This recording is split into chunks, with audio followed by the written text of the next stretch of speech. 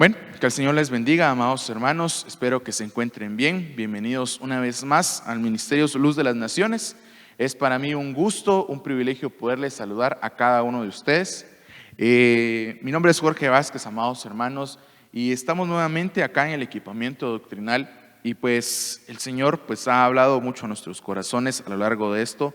Hemos estado hablando de cómo es que en el Señor Jesucristo se pueden manifestar los 5 ministerios. Hemos estado hablando del ministerio apostólico, del ministerio profético, que ya lo hablamos en el módulo anterior.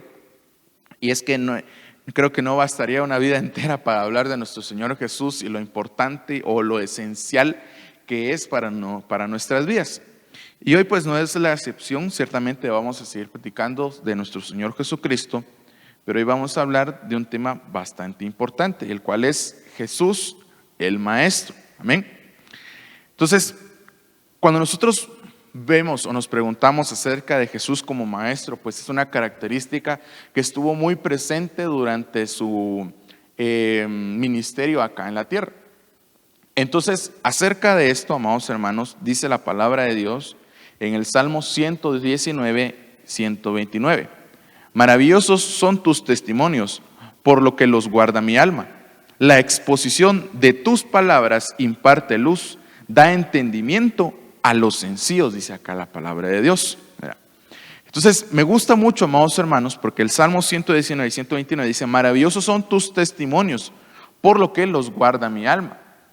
Si recordamos lo que incluso el mismo Señor Jesucristo dijo acerca de incluso la ley de los profetas, Él mismo dice: ellos son los que dan testimonio de mí.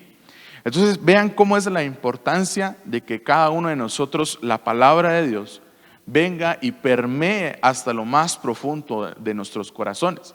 Que no exista una situación de un lugar sí, un lugar no, sino que la palabra de Dios realmente tiene que ser injertada dentro de nuestros corazones, injertada dentro de nuestras almas, dentro de nuestros pensamientos, de nuestra mente.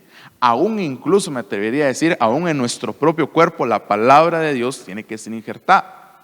Pero ¿por qué tiene que ser injertada? Me va a decir alguien. Bueno, para que nosotros aprendamos realmente a conducirnos como verdaderos cristianos, como verdaderos hijos de Dios, para que nosotros realmente nos despojemos de toda actitud religiosa y que nuestro instructivo y nuestra metodología o cada una de las cosas que nosotros hagamos, nuestra actitud, nuestra manera de hablar, nuestra manera de pensar, nuestra manera de hacer las cosas, sea incluso en base a la palabra del Señor.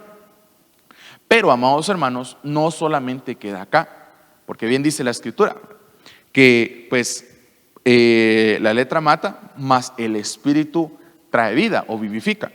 Entonces, no solamente, amados hermanos, tiene que ser un conocimiento o una situación solo porque de plano así me dijeron, no, sino que es una situación en la cual cada uno de nosotros tiene que hacerse rema la palabra de Dios, es decir, tiene que cobrar vida en nosotros.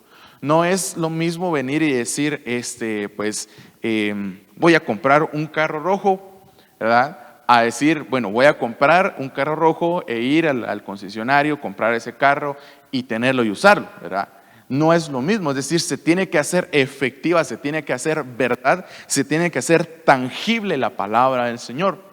Entonces, desde este sentido, amados hermanos, tenemos que ver una cosa bien importante, y es que la palabra de Dios nos habla de aquel verbo que se hizo carne. Pero ya vamos a ir llegando ahí.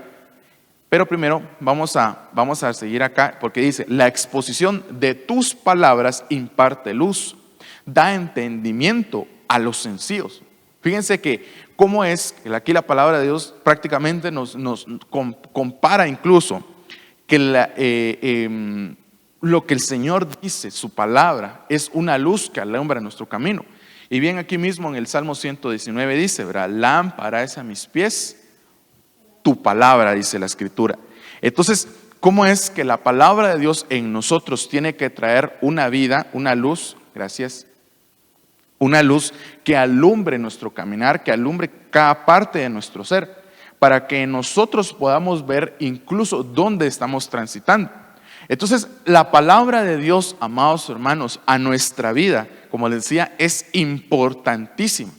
Porque no podemos dejar de ver, no podemos dejar de estar viendo otras cosas, sino que necesitamos estar constantemente en la meditación, o más bien en el estudio de la palabra del Señor, tanto de día como de noche, al acostarnos, al levantarnos. Incluso por eso es que el Señor, creo yo, que les dice a los israelitas, ¿verdad?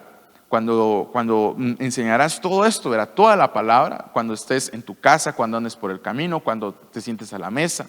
Entonces, la importancia de la palabra de Dios para nuestras vidas como cristianos tiene que ser lo primero. Tiene que haber un estricto apego a la palabra de Dios. Y cuando hablo de un estricto apego, estoy hablando de prácticamente pedirle al Señor que nos dé el entendimiento para poder discernir, para poder entender y para poder conocer su palabra. Pero como les digo, no se puede quedar en una situación netamente de conocimiento. Porque muchos estudiosos hay hoy en día que conocen la Biblia. Oigan bien, conocen la Biblia, mas la palabra de Dios, creo yo que ese es otro punto. Realmente el entender y conocer la esencia o la sustancia que la palabra encierra acerca de la divinidad, acerca de la manifestación de nuestro Señor Jesucristo, es importante. Les puedo asegurar que hasta es tangible. Pero vamos a avanzar. Job 36:22 dice: He aquí, Dios es exaltado en su poder. ¿Quién es maestro como él? Dice la palabra. Y aquí pues por excelencia entendemos cómo es que Job pues también menciona esto. Y ahí sí que sabemos, amados hermanos, cómo es que Job se sienta a dialogar con el Señor, ¿verdad? Y después de todo esto le dice: bueno, está bien, instrúyeme, le dice el Señor a Job. Y pues el Señor le pregunta, ¿verdad? ¿Dónde estabas tú cuando hice esto, cuando se hizo esto, cuando se crearon los cielos, se crearon? Entonces, ¿cómo es que viene y dice: he aquí, Dios es exaltado en su poder? ¿Quién es maestro como él? Pero para ser un maestro, amados hermanos, creo yo que necesitamos primero ser un discípulo, ser un aprendiz, ser un alumno, por lo menos dar ese paso, como todos en algún momento lo hicimos, de aprender cómo es la A, cómo es la E, cómo es la O, cómo es la I, cómo es la U, ¿verdad? Cómo es cada una. Necesitamos un proceso en el cual vamos avanzando y vamos creciendo durante ese aprendizaje. Entonces, con esto no quiero decir que el Señor pues tuvo una escuela antes, sino que ciertamente lo que la palabra de Dios refiere acá, dice: ¿quién es maestro como él? ¿Verdad? Es decir, ¿quién tiene todo el conocimiento? ¿Quién tiene en él la sabiduría? ¿Quién tiene todo el consejo? ¿Quién tiene toda la inteligencia? ¿Quién tiene todo el discernimiento? ¿Quién lo tiene? Realmente, como humanos, les podría hacer la pregunta: de todos, realmente no lo tenemos. Pero como bien sabemos que toda la sabiduría, toda la inteligencia y todo buen consejo viene de nuestro Señor, entonces en este sentido, ¿cómo es que nosotros podemos acudir a un maestro excelente, por decirlo así, el cual es el Señor? Aunque muchas veces no nos gusta su metodología de enseñanza, ¿verdad? Porque si ponemos el ejemplo de Job, ¿qué fue lo que le sucedió a Job? Vino el Señor y le permitió al enemigo que él tocara la vida de Job, ¿verdad? O sea, menos a él, ¿verdad? O sea, tocó todo: sus hijos, sus bienes, hasta su esposa, ¿verdad? Todo tocó él. Pero ya cuando Job llega a un proceso de madurez, después de que hizo y sacó todo lo que había en su corazón, viene, ora por sus amigos, y el Señor desata sobre un entendimiento aún mayor del Señor sobre la vida de Job. Porque dice: de oídas te había oído, mas ahora mis ojos te ven. Entonces, ¿cómo es que el conocimiento del Señor tiene que ser o más bien no el conocimiento, sino el ir aprendiendo e ir entendiendo al Señor? Tiene que ser un proceso de ascenso, no de descenso. ¿Por qué? Porque incluso cuando el apóstol Pablo les exhorta a todos, ¿verdad? No me acuerdo en dónde es que escribe esto, pero exhorta a que no deben regresar a los fundamentos que los judíos ponían. Entonces, amados hermanos, la iglesia del Señor no puede estar también basándose en cualquier fundamento, en lo que sea, sino que tiene que basarse netamente en el fundamento que es el Señor. ¿Ya? Porque como dice ahí, ¿quién es maestro como Él?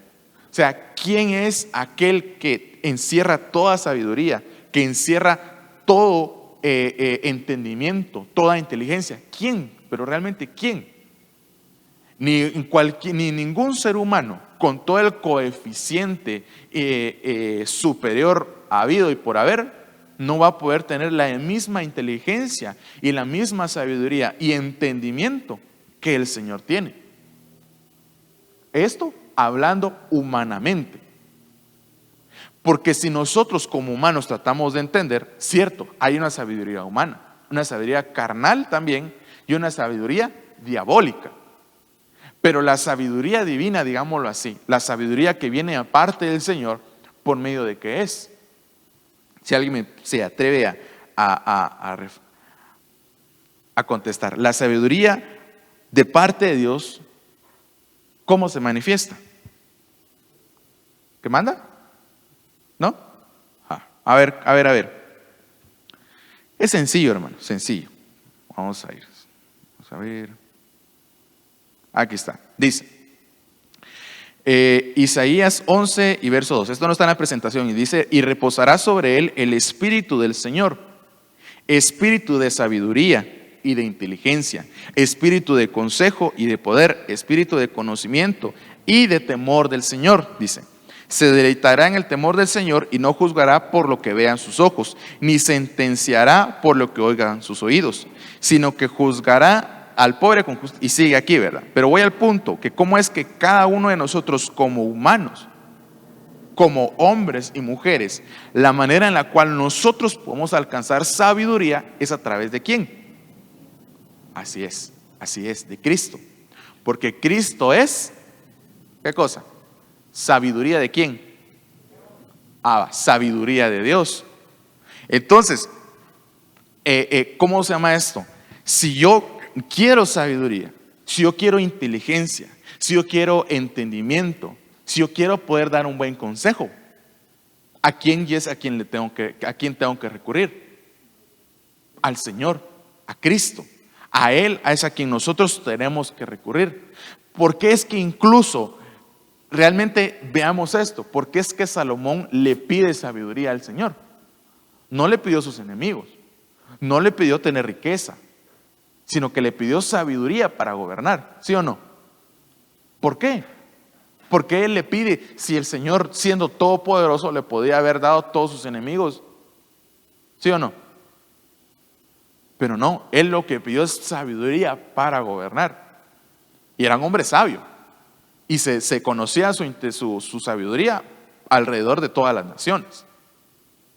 Y llegaban desde lejos, ¿verdad? Entonces, amados hermanos, les hago la siguiente pregunta. ¿Será que vamos a adquirir conocimiento de las redes sociales o del Señor? Del Señor netamente. Entonces, ya para ir avanzando, Isaías 2:2 dice, y acontecerá que en los posteriores días que el monte de la casa del Señor será establecida como cabeza de los montes. Y aquí, amados hermanos, pues vamos a referirnos a otros temas, pero dice, se alzará sobre los collados y confluirán a él todas las naciones. Vendrán muchos pueblos y dirán, venid, subamos al monte del Señor, a la casa del Dios de Jacob, para que nos enseñe acerca de sus caminos y andemos en sus sendas.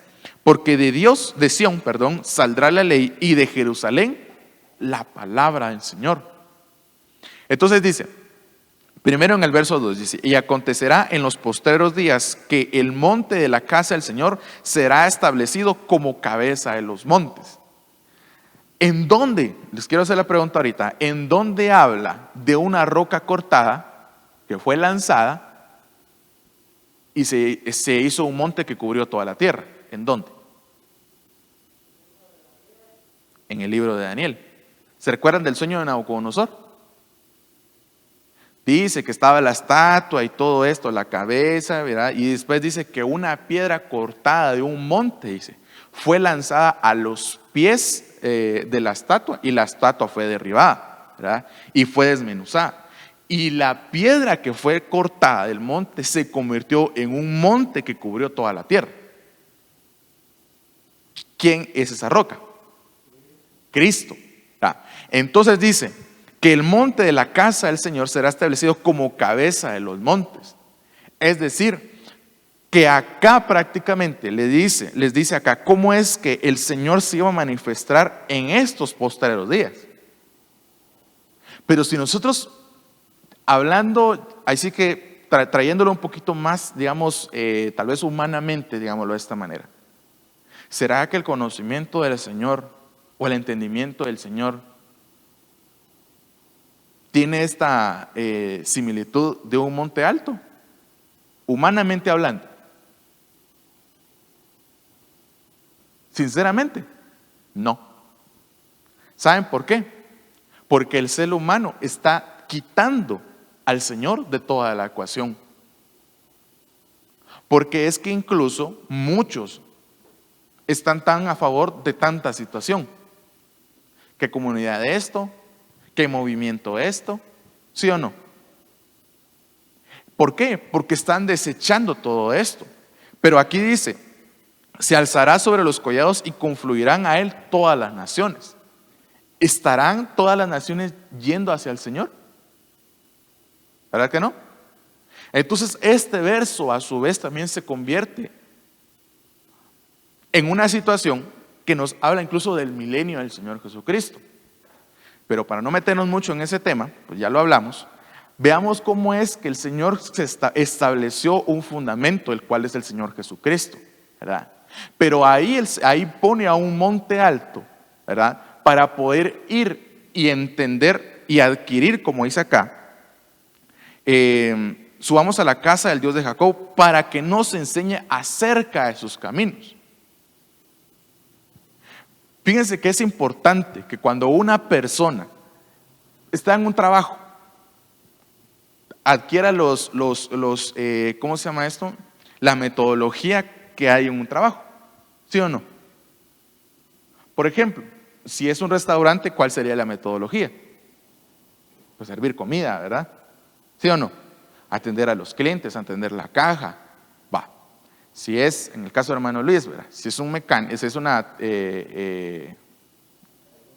taller mecánico, gracias, ¿qué hay que aprender? Pues mecánica, me va a decir, ¿verdad? En el caso del hermano Ángel, ¿verdad? En su trabajo, hay que tener bastante conocimiento de la tierra, ¿verdad? Entonces, cada uno de nosotros, pues, les digo yo, tenemos la oportunidad de acercarnos sin tener un conocimiento cualquiera. Pero con el Señor adquirimos la sabiduría y el entendimiento de quién es Él. Y es por eso que constantemente el Señor le dice a Israel, escucha, oh Israel, el Señor tu Dios uno es. Y después le vuelve a decir, escucha, oh Israel, el Señor tu Dios uno es. Porque lo que el Señor quiere es que vayamos al entendimiento de cómo es vivir, como a Él le agrada que nosotros vivamos. ¿Sí o no? Porque es que incluso escoge a Abraham. Dice ahí su palabra, y se los acaba de decir, escogí a Abraham para que él le enseñe a sus generaciones a guardar mi camino. Fíjense. Entonces dice, para que nos enseñe acerca de sus caminos y andemos en sus sendas. O sea que no solamente es de conocer, de como dice, de leer, también hay que hacer. Dice, sed hacedores de la palabra, dice Santiago, ¿verdad? Y no solamente oidores olvidadizos. Dice, porque de Sión saldrá la ley y de Jerusalén la palabra del Señor. Esta es la Biblia en lenguaje sencillo, siempre en Isaías 2:3 dice, y gente de muchas naciones y unos a otros se dirán, subamos al monte de Sión, al templo del Dios de Israel, para que Él mismo nos enseñe y obedezcamos sus mandamientos. Dios mismo será nuestro maestro desde el monte de Sión, desde la ciudad de Jerusalén, dice acá.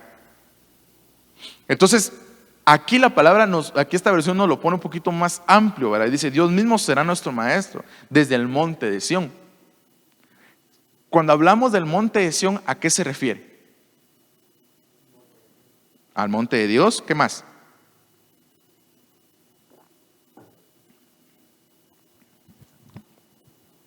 A la iglesia del Señor. Realmente a la iglesia del Señor.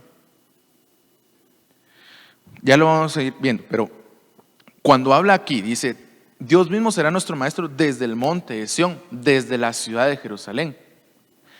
¿Cómo es que la palabra de Dios le habla? Bueno, el Señor le habla a Pedro, ¿verdad? Le dice, y tu nombre es Pedro, ¿verdad? Y después dice, y sobre esta roca edificaré mi iglesia, ¿verdad? Y las puertas del Hades no prevalecerán contra él, ¿verdad? Entonces, fíjense, amados hermanos, que dice, para que él mismo nos enseñe y obedezcamos sus mandamientos. Entonces, ¿cómo es que la iglesia se convierte en un monte para que nosotros podamos ser enseñados e instruidos por Dios? Entonces, la importancia de que cada uno de los ministros también inquieran en la palabra de Dios, que busquen, que entiendan, que comprendan, que lean y vuelvan a leer y vuelvan a leer y vuelvan a leer. ¿Por qué? Porque la palabra del Señor realmente es una situación bien exquisita y deleitosa de leer. Entonces, a ese punto es el que incluso ¿cómo dice? Lo vamos a leer. Salmo capítulo 1, ¿verdad? Quien se lo sepa le doy un premio. Dice, cuán bienaventurado es el hombre que no anda en consejo de malos, dice. En el verso 2 dice, sino que en la ley del Señor está su deleite, y en su ley medita de día y de noche, ¿verdad? ¿Pueden leer ahí? Sí. Entonces, miren, ¿cómo es que, y miren cómo lo compara la palabra? Dice, será como árbol firmemente plantado junto a corrientes de agua, que da su fruto a su tiempo, y su hoja no se marchita. En todo lo que hace, prospera. Fíjense que en este sentido, amados hermanos, aquí la palabra nos dice, será como árbol plantado junto a corrientes de agua. ¿Y cuál es esa corriente de agua? Exacto, la palabra de Dios. Entonces lo que el Señor quiere es nutrirnos para que nosotros seamos prosperados. Pero bien dice, no recuerdo bien, pero dice, amado, yo deseo que seas prosperado en todo, así como prospera tu alma. ¿Y cómo yo puedo prosperar mi alma? Exacto, a través de la palabra del Señor. Entonces aquí, amados hermanos, tenemos que ver esto bien, pero es que es bien hermoso. Porque cuando el Señor Jesús viene y asciende a los cielos y se manifiesta el día de Pentecostés, ¿verdad? El Espíritu Santo se manifestó a todos, a judíos como a gentiles. ¿Sí o no? Va. Entonces, bien dice la palabra de Dios, y el Espíritu os guiará a toda la verdad, dice. Y cuando es toda, es toda. Entonces, amados hermanos, tenemos un maestro ahorita que ciertamente es el Señor Jesucristo, pero que a través del Espíritu del Señor nos instruye constantemente. O sea, vean realmente cómo es que la palabra del Señor siempre tiene que haber una meditación, tiene que haber una constante lectura, pero el Espíritu de Dios es el que trae la vida a esa palabra, porque si no, solo sería un libro más. ¿Sí o no? Solo eso sería. Y al final sería solo un conocimiento. Pero ¿será que de conocimiento nos vamos a salvar? ¿Verdad? ¿Para que no? Bueno, Juan 1:1 dice, en el principio existía el verbo, y el verbo estaba con Dios, y el verbo era Dios. Él estaba en el principio con Dios. Todas las cosas fueron hechas por medio de Él, y sin Él nada de lo que ha sido hecho fue hecho. Verso 4. En Él estaba la vida, y la vida era la luz de los hombres, y la luz brilla en las tinieblas, y las tinieblas no la comprendieron. ¿Se recuerdan lo que leímos antes? Primero, que la palabra era luz, Dice, lámpara es a mis pies tu palabra, va. Y después dice, en él estaba la vida. ¿Qué hace la palabra de Dios al entrar en nuestro corazón? Dar vida. Entonces, fíjense que aquí tiene que haber una situación importante para todos los que pues predicamos.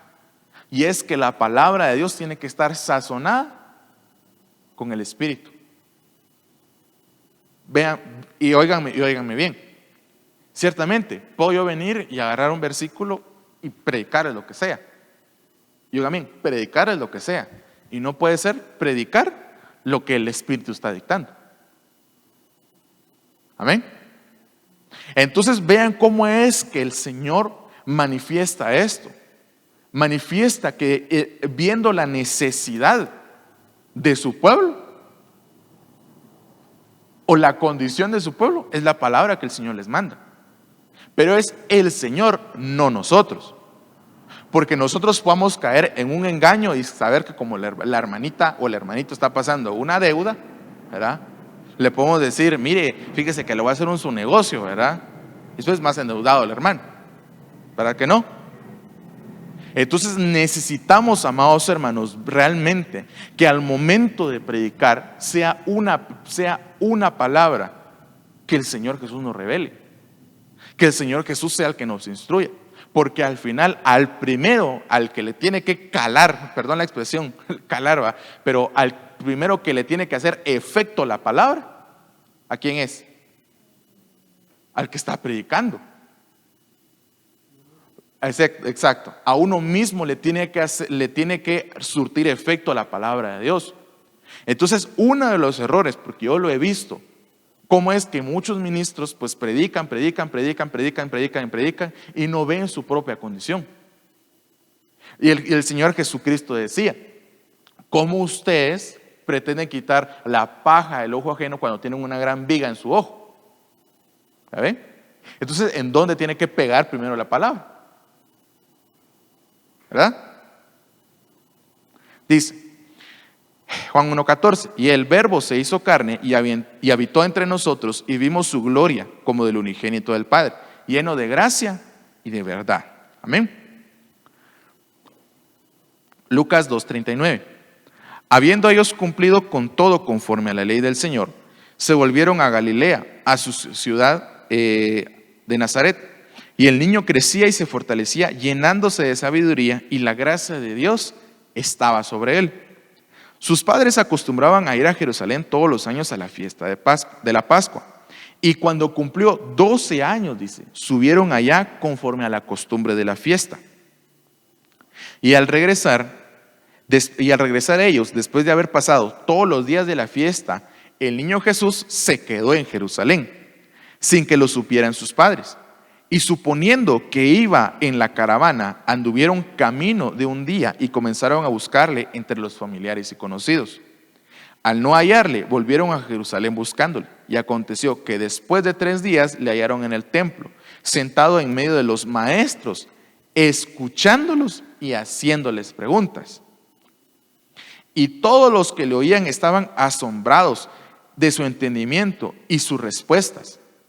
Cuando sus padres le vieron, se quedaron maravillados y su madre le dijo, hijo, ¿por qué nos has tratado de esta manera? Mira, tu padre y yo hemos estado buscando llenos de angustia. Entonces él les dijo, ¿por qué me buscabais? ¿Acaso no sabíais que me era necesario estar en la casa de mi padre? Dice acá. Entonces, 2 puntos bien importantes que hay que resaltar aquí. Primero, dice, y aconteció que después de 3 días lo hallaron en el templo, sentado en medio de los maestros, escuchándolos y haciéndoles preguntas. Ya ven que quien nos da el primer ejemplo de hacer preguntas, ¿ya vieron quién es? Es Cristo. Él estaba haciendo preguntas. Y muchas veces nosotros no preguntamos. No preguntamos. Nos quedamos callados. Entonces, ¿cómo es que nosotros estamos teniendo una duda y por pena, porque muchas veces el guatemalteco dice por pena y por miedo, no preguntamos? Pero esa no es la naturaleza que el Señor Jesús demostró ahí. Y eso que era un niño, 12 años tenía. Él estaba preguntando. Veamos otro ejemplo. Ya más adelante, ¿qué sucedió con Pablo? Pablo dice que después de que él prácticamente recibir la vista nuevamente, que le cayeran las escamas de sus ojos, dice que él comió y bebió, se estuvo un tiempo con los discípulos y enseguida empezó a predicar. Empezó a predicar, hermanos. Y muchas veces sucede lo siguiente, que aún teniendo, qué sé yo, 30 y pico de años en la casa del Señor, y no se predica. Y esa es una de las cosas que el Señor nos mandó, a enseñar, a predicar. Amén. Bueno, Mateo 4:23. Y Jesús iba por toda Galilea enseñando en sus sinagogas y proclamando el evangelio del reino, y sanando toda enfermedad y toda dolencia en el pueblo. Y se extendió su fama por toda Siria, y traían a él todos los que estaban enfermos, afectados con diversas enfermedades y dolores, endemoniados, epilépticos y paralíticos, y él los sanaba. Y le siguieron grandes multitudes de Galilea, Decápolis, Jerusalén, Judea y del otro lado del Jordán. Entonces, aquí esto es un verso bien hermoso, porque prácticamente aquí vemos cómo en el Señor Jesucristo se muestra esa sinergia ministerial que había en él. El apóstol, el pastor, el profeta, el pastor, el evangelista y el maestro. Dice, Jesús iba por toda Galilea enseñando. Él iba estableciendo doctrina, ¿verdad? Es el ministerio apostólico prácticamente en funciones, pero a la vez iba enseñando el ministerio magistral. En sus sinagogas, proclamando el evangelio del reino. ¿Qué función es esta? El evangelista. Ahorita vamos a ver. El evangelista. Porque él decía, arrepentíos y convertíos. ¿Por qué? Porque el reino de los cielos se ha acercado, ¿verdad? Y por eso dice, y proclamando el evangelio del reino. No el evangelio de Jorge Vázquez, ni de ninguno acá. El evangelio del reino. ¿Y qué reino era ese? El reino de Dios, el reino de los cielos. Dice, y sanando toda enfermedad y toda dolencia. Y ahí está el ministerio, el ministerio profético, manifestando esa unción de sanidad en ese momento. Entonces, incluso, amados hermanos, vean cómo dice, y se extendió su fama por toda Siria, y traían a todos, ¿verdad? Y dice en el 25, dice, y le siguieron grandes multitudes de Galilea, Decápolis, Jerusalén y Judea y del otro lado del Jordán. Fíjense que es interesante, porque si nosotros viéramos el contexto, si pudiéramos regresar en el tiempo y ver lo que sucedía ahí, había tanto pueblo gentil como pueblo judío en ese momento. Entonces, aquí se ve el ministerio pastoral del Señor. Entonces, aquello, amados hermanos, me atrevo a decir, y papá, usted me corrige, ¿verdad? Me atrevo a decir que no es venir quién es el ministro que más puede, porque el Señor Jesucristo se manifestaba en esas incunciones. Cierto, el Señor delega ministros competentes para administrar la casa, pero no podemos decir que uno es mayor o que otro es menor, sino que todos juntos, como dice la palabra de Dios, son para la edificación ¿de qué? Del cuerpo de Cristo. Entonces, cada uno de todas estas funciones que aquí la palabra de Dios me resumió en 3 versículos, encierra todo el ámbito de los 5 ministerios. Y no es solo uno, son 5. Y todos se tienen que manifestar. Cierto, tal vez alguno pues tendrá tal vez una unción más destacada, pues, ¿verdad? Como un pastor, por ejemplo, un apóstol o un profeta, ¿verdad? Pero eso no quiere decir, como soy profeta, yo no tengo nada que estar predicando. Como soy evangelista, yo solo tengo que ir allá y traer a la gente y saber. No es eso. Realmente, como dice acá, como leíamos en un principio, que todos, pero todos tienen que ir prácticamente al monte de Dios para que el Señor nos instruya. Pero si no, ¿quién nos está instruyendo? ¿Quién nos está enseñando? Isaías 54:13. Todos tus hijos serán enseñados por el Señor y grande será el bienestar de tus hijos. Amén. Bueno, creo que por causa de tiempo vamos a ir. Bueno, método de enseñanza del Señor Jesucristo. Dice, por parábolas. Mateo 13:34. Todo esto habló Jesús en parábolas a las multitudes y nada les hablaba sin parábola, para que se cumpliera lo dicho por medio del profeta cuando dijo: abriré mi boca en parábolas, hablaré de cosas ocultas desde la fundación del mundo. Verso 10. Y acercándose los discípulos le dijeron: ¿por qué les hablas en parábolas?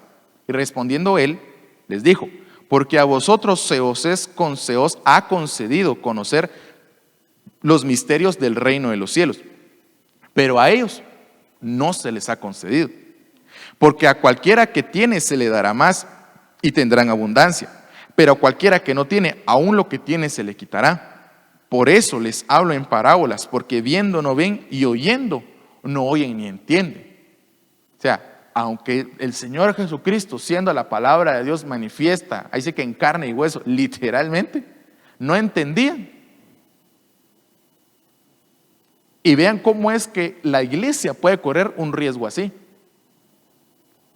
de no entender el tiempo de su visitación, de no entender, o más bien de estar pensando en doctrinas de saber de qué, que el pantalón, que del maquillaje, que de las uñas, tanta cosa, cuando la palabra de Dios la dejan a un lado. Entonces, ¿será que es necesaria la palabra de Dios para nosotros como cristianos? Va que sí. ¿Saben cómo es? Como que un país no tuviera constitución política. Así, literalmente, de esa manera. Si un país no tiene una constitución, o sea, una carta magna, ¿cómo se llama esto? Un documento legal en el cual se resguarden las garantías, los derechos, que el mismo Estado se compromete a darle a todo el pueblo. Perdone, pero eso no es un orden, no existe ahí. Cualquiera viene y vela por su propio derecho. Pero entonces a nosotros, amados hermanos, como hijos de Dios, necesitamos entender y comprender. La palabra de Dios no solamente es para abrirla ¿qué es? El Salmo 91, creo que es, ¿verdad? Donde siempre la abren, ¿verdad? No solo es eso, sino que ciertamente tiene que hacerse viva y efectiva la palabra de Dios en nosotros. Entonces dice, verso 14, y en ellos se cumple la profecía de Isaías que dice: al oír oiréis y no entenderéis, y viendo veréis y no percibiréis, porque el corazón de este pueblo se ha vuelto insensible y con dificultad oyen con sus oídos y sus ojos han cerrado, no sea que vean con los ojos y oigan con los oídos y entiendan con el corazón y se conviertan y yo los sane. Y no es que aquí el Señor prácticamente les diga: al menos ustedes se van a morir, sino que ciertamente ellos no quisieron entender. No quisieron. ¿Cuántas generaciones no el Señor les habló? O sea, imagínense, desde Abraham prácticamente, de Moisés otra vez, después con Josué, después todo el libro de los jueces, después con los reyes, después fueron llevados a cautiverio, salieron del cautiverio y no entendían. No, pero ellos querían un rey que los viniera a liberar, que los viniera a sacar y que ellos estuvieran bien, ¿verdad? Porque ellos, pues, si ciertamente el Señor tiene promesas, eso no lo voy a negar. Pero les voy a poner este ejemplo para los que tienen hijos. Si ustedes saben que un hijo se portó mal, y le quieren regalar o más bien le regalan un PlayStation 5, yo les pregunto ahorita, y sean sinceros como padres, ¿se lo merece? ¿Verdad que no? Entonces, a veces como nosotros siendo hijos de ese Padre de gloria, nosotros nos comportamos así. El Señor hablando y nosotros como que con nuestra espalda, ¿verdad? Entonces, por eso dice, porque el corazón de este pueblo se ha vuelto insensible Entonces, no perdamos la sensibilidad a la administración del Espíritu. No perdamos la sensibilidad a la palabra del Señor. Más bien, discernamos. Disciernan cada una de las palabras que hasta yo les estoy diciendo. Porque les puedo traer cualquier otra doctrina. Pero en ustedes tiene que haber un criterio realmente de lo que el Señor Jesucristo, de lo que el Señor Jesús ha hecho en sus vidas, de lo que Él ha decretado en sus vidas. Tomar esa promesa y realmente avanzar. No solamente decir, bueno, me voy a esperar. No, porque si no, entonces ¿en qué queda? O imagínense que le dan su pedazo de pastel y no se lo van a comer, sino que, es que está bonito y lo voy a guardar en la refri. Mejor se lo comen de una vez, ¿va? Y si le dan, ahí invita. Ahí está. Verso 16 dice: pero dichosos vuestros ojos porque ven y vuestros oídos porque oyen. Porque en verdad os digo que muchos profetas y justos desearon ver lo que vosotros veis, dice, y no lo vieron. Y oír lo que vosotros oís y no lo oyeron. Wow, imagínense. ¿Cuántas generaciones pasadas no quisieron ver la redención de Israel? ¿Cuántas? Si cuando se cumplió el tiempo, cuando el Señor Jesús fue presentado al templo, ¿verdad? Un hombre y una mujer, creo que era, ¿verdad? Si no estoy mal, que dieron gloria al Señor por lo que estaban viendo. Solo 2. Imagínense, solo 2 personas de todo Israel. O sea, realmente imaginémonos cómo es que nosotros tenemos que despertar de toda situación que fácilmente nos envuelve allá afuera. Y aún de nosotros mismos. Tenemos que despertar y tenemos que oír y ver que el Señor despierta nuestros sentidos. Que el Señor despierte realmente a aquellos que están durmiendo. Que el Señor sea el que nos despierte. Amén. Bueno, tengo 5 minutos, lo voy a dejar hasta acá porque no me va a dar tiempo. ¿Alguien tiene alguna pregunta o alguna aportación antes de terminar? ¿Alguien? ¿Quién da más? Yo quisiera que nos explicaras un poquito más sobre lo que hablabas en relación a los 5 ministerios. ¿Cómo es que ellos tienen que trabajar en conjunto, verdad? ¿Cómo es esa interrelación entre los 5 ministerios para enseñar a su pueblo? Las más difíciles me pone. No, bueno, ahí sí que como les decía, si vemos, amados hermanos, incluso en el libro de los Hechos, cómo es que habían maestros y profetas, estaban también los apóstoles, ¿verdad? Pero vean cómo es que si lo vemos en la palabra de Dios, los apóstoles se dedicaban al estudio de la palabra de Dios. Hablando de los apóstoles, pero eso no quiere decir que solo ellos. Aunado a eso, ¿verdad? También el apóstol Pablo dice, ¿verdad? ¿Cómo se llama esto? Acerca del fundamento de los apóstoles y de los profetas. Aquí hay otra cosa más. Pero dice incluso, es que no recuerdo bien ahorita, cuando el apóstol Pablo habla que habían profetas y maestros, ¿verdad? Muy bien. Pero fíjense que cómo es de importante, amados hermanos, que exista dentro de nosotros también esa misma manifestación de esas unciones, ¿verdad? Muchas veces nos va a tocar que sentar doctrina, ¿sí o no? Pero tal vez no en esta casa, sino en el hogar que cada uno de nosotros tenemos, en nuestros hijos. Hablando de los profetas, ¿verdad? Esa unción profética que debe haber, ¿verdad? Prácticamente aquí en esta casa todos somos hijos del Señor.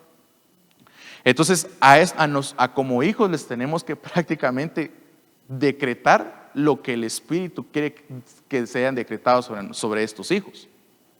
No cualquier cosa, no venir y atarlos. En esa manifestación pastoral, el venir y que exista ese cuidado e incluso la armonía que debe haber ahí. En el evangelismo, es importante que exista evangelismo también dentro de la casa. Porque muchos tal vez les están diciendo otra cosa porque no se les está predicando incluso un arrepentimiento. Con el maestro, ¿será que es necesaria la instrucción de una madurez, de ir avanzando y avanzando? Entonces, ¿se necesita la manifestación de estas incunciones? Por supuesto que sí. No solo puede haber una, porque plano, así soy. No, tiene que manifestarse todo, porque el Señor lo hizo de una manera perfecta. No, les digo yo, si yo me cortan este dedo, ¿verdad? El dedo pulgar, yo pierdo, creo que es el 50% de la habilidad que tengo en mi mano, ¿verdad? Si es el meñique, creo que pierdo también fuerza de esta parte, porque no tengo un agarre completo. Entonces, imagínense cómo es que cada uno de estos, hablando de la manita, ¿verdad?, tienen una función determinada. Pero si uno de ellos falta, entonces es un cuerpo deforme. Entonces, ¿será que tiene que existir una unidad dentro de los ministerios? Porque el Señor no tiene un cuerpo deforme, ¿o sí? Amén. ¿Alguien más? Tenemos un par de minutos. Hermano Luis, aquí. Ahorita, hermano.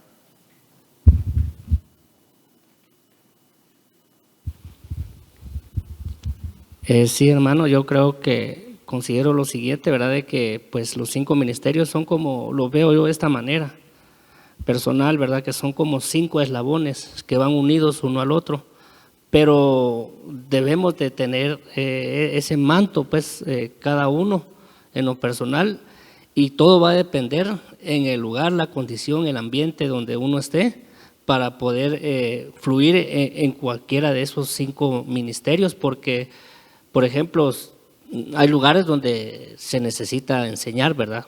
Por ejemplo, en el caso suyo, ahorita está como dicen los jóvenes, en modo de enseñanza, de maestro, hasta te está enseñando, pues, y así sucesivamente. Creo yo que es bien importante porque tiene que estar bien marcado en cada uno de nosotros. Amén. Un ministerio, ¿verdad? Aunque debemos de fluir en los 5, pero a veces es necesario el lugar donde estemos, cómo poder hacer, y creo que eso el Espíritu es el que lo revela o lo muestra, ¿verdad? Sí, amén, así es, exactamente de esa manera. Incluso así lo hace el apóstol Pablo, ¿verdad? ¿Será que, cómo se llama? Anhelad los mejores dones, dice, sobre todo que profeticéis, ¿verdad? Entonces, ahorita voy, hermano, ahorita voy. No voy a andar profetizando en una situación de liberación, ¿verdad? Como que no. O sea, y lo mismo sucede en una situación. Por ejemplo, a mí me envían a predicar a un lugar. Realmente yo tengo que escuchar al Espíritu y en qué unción es la que yo prácticamente, como dijeron por ahí, me tengo que activar, ¿verdad? Entonces, si incluso tengo que sentar doctrina, si tengo que prácticamente mostrar el corazón del Señor, si tengo que decretar la palabra del Señor, si tengo que prácticamente evangelizar a todos, o si tengo que enseñar. ¿Hermana Karen? Aquí miro también que entran los 9 dones que el Espíritu Santo nos da, se complementan con los 5 ministerios, ¿verdad? Porque en los 5 ministerios nos dan el conocimiento, las herramientas para llevar la palabra al Señor. Pero en uno de los dones del Espíritu Santo es la sabiduría, no solo el conocimiento. Está el don de conocimiento, ¿verdad? Pero está el don de la sabiduría. ¿Por qué? Necesitamos el don que viene del Espíritu Santo, la sabiduría, porque nosotros recibimos todo el conocimiento, pero la sabiduría también es la que nos da cómo aplicar el conocimiento que nos da la palabra. Si tú no tienes sabiduría, no vas a saber cómo aplicar cada uno de los ministerios, el conocimiento que nos da cada uno de los ministerios. Amén. Bueno, realmente, pues la palabra de Dios dice, aquel que no tenga sabiduría, que la pida. Amén, ¿verdad? Bueno, vamos a dejarlo aquí, amados hermanos, seguimos la otra semana, ¿verdad? Ahí traen sus preguntas, si no, yo les pregunto. Y esta vez sí les voy a preguntar, ¿verdad? Ya los perdoné mucho. Oremos, amados hermanos, pongámonos de pie. Padre de gloria, te damos las gracias, Señor, en este día, que nos has permitido, Señor bendito, poder ver, Señor Jesús, tu manifestación, poder, Señor, entender tu palabra, poder ver, Señor, incluso tu ministerio. Padre de gloria, hoy vengo clamando en este día, Señor, para que hoy vengas sellando tu palabra, vengas sellando en cada uno de nosotros de tu manifestación gloriosa. En el nombre de Jesús, Señor eterno.